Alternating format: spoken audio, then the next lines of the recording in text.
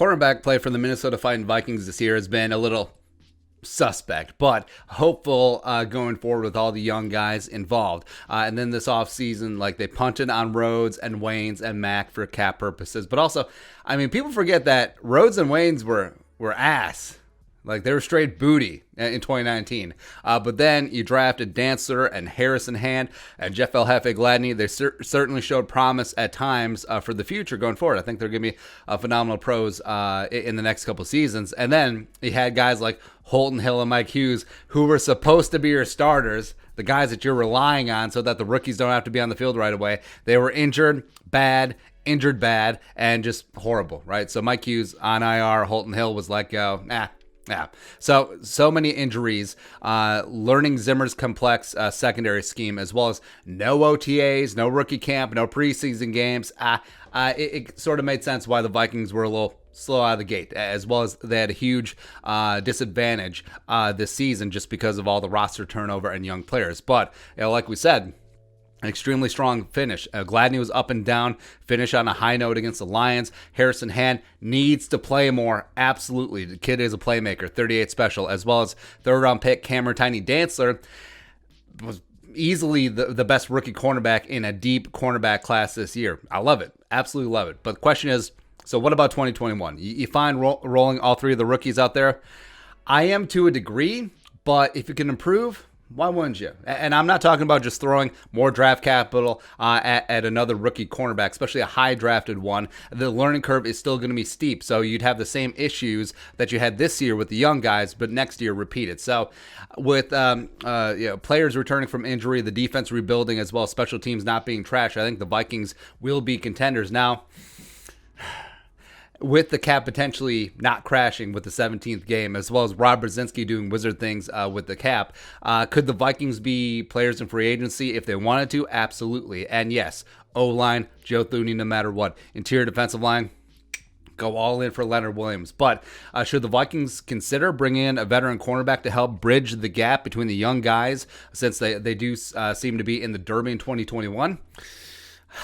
I wouldn't be against it. And Zimmer didn't rule it out at his end-of-season presser in terms of bringing in some veteran guys. And there are some intriguing names out there. Of course, Patrick Peterson, who Vikings fans have had a hard-on for going on a decade plus at this point. But he's going to be available. But is a little bit longer in the tooth, is 31 years old. And in the free agent market, like, he's probably not going to repeat his $14 million that he got this year. But could you see him making 10? Sure. Is that a little bit too much?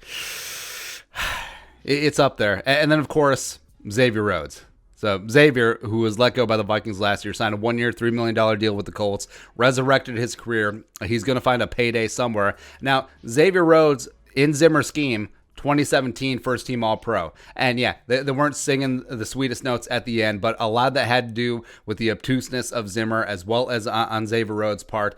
Xavier and Harrison were butting heads at times on the field, as well as Xavier had to play through all of those injuries that just added up and affected performance, and I think it just spiraled out of control. Now, could both sides kiss and make up? Maybe, but also, I mean, given the market, if teams want to spend a lot of money, like if the Jets threw $14 million a year at Xavier Rhodes, I wouldn't be surprised. And also, it'd fuel the dumbest rivalry in sports history yet again.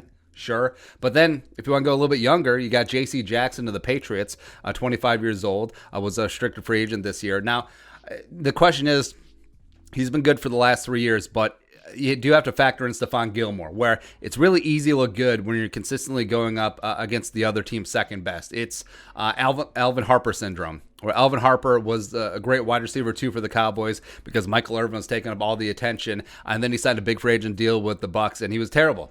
He was bad. And then, of course, you got Josh Norman of the Bills, the ageless wonder, 33. Derrick Henry's throwing him out of the club, but could he find some work somewhere, some way next year?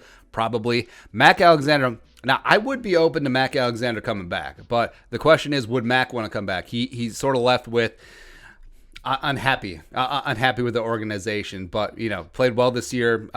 Frankly, played up there in terms of as well as Xavier Rhodes, and obviously played better than Trey Waynes, who didn't play at all this year with the torn pec.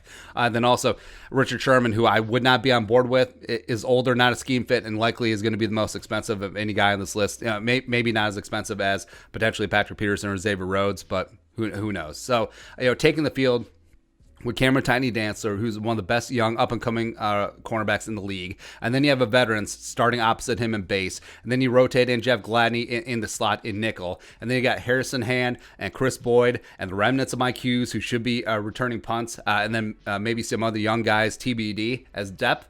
I mean, that's not a bad start. That's not a bad start. And then that pass rush is going to get back and going to make everything so much easier on the back end of that defense. And all of a sudden, the Vikings defense, we're down here in the league. And all of a sudden, they pop up.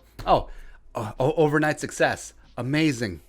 Wow. But I think the Vikings can consider it because there's always money in the banana stand. They can always free up cap space. And say they strike out on Thuney and Scherf, and they probably are going to strike out on Leonard Williams, let's be honest. If they invest in that money in cornerback, I wouldn't be opposed to it.